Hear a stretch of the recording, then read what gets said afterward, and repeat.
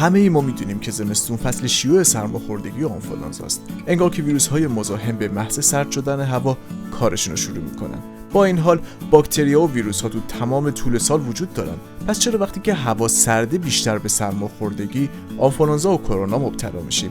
این اولین باریه که توضیح بیولوژیکی و مولکولی در مورد یکی از پاسخ‌های ایمنیمون داریم که به نظر میرسه به دمای پایین محدود میشه.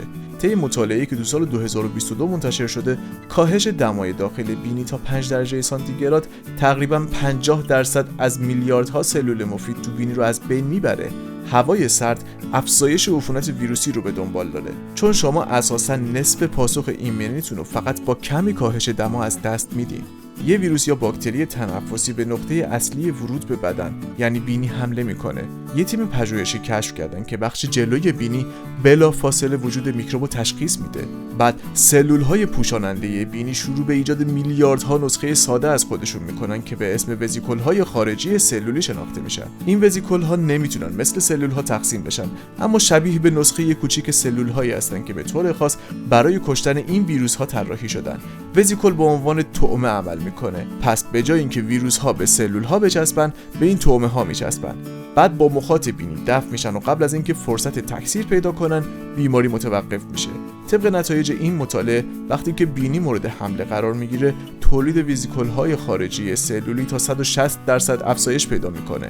همچنین سلول‌های بدن حاوی یک کشنده ویروسی به اسم میکرو RNA هستن که به میکروب‌های مهاجم حمله میکنه. پس بینی ما با چند سلاح قدرتمند به نبرد ویروس‌ها میره.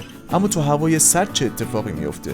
برای کشف این موضوع 4 شرکت کننده تو پژوهش به مدت 15 دقیقه در معرض دمای 4.4 درجه سانتیگراد قرار گرفتن و بعد شرایط داخل حفره‌های بینی اونا رو بررسی کردن.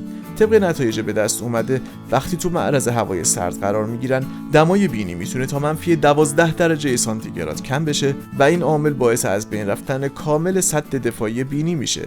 من تو این ویدیو بهتون گفتم که چرا تو زمستون یا سرما بیشتر به بیماری‌های ویروسی و باکتریایی مبتلا میشیم و اهمیت پوشش گرم یا گرم نگه داشتن بینی رو بهتون نشون دادم. حتما این ویدیو رو برای دوستاتون ارسال کنید، خصوصا اونایی که تو زمستون زیاد مریض میشن. شاید بتونید بهشون کمک کنید تا سبک زندگی بهتری رو تجربه کنن. ممنونم که تا آخر این ویدیو همراه هم بودید. هیچ اجباری هم نیست، اما خوشحالم میکنید که اگه از ویدیومون خوشتون اومد لایکش کنید و با سابسکرایب و روشن کردن زنگوله علاوه بر حمایت از ما، ویدیوهای جدیدمون رو از دست ندید و ما هم با انرژی بیشتر ویدیوهای مرتبط با سلامتیتون رو درست کنیم. با تمام وجودم براتون آرزوی شادی و سلامتی میکنم. بدرود.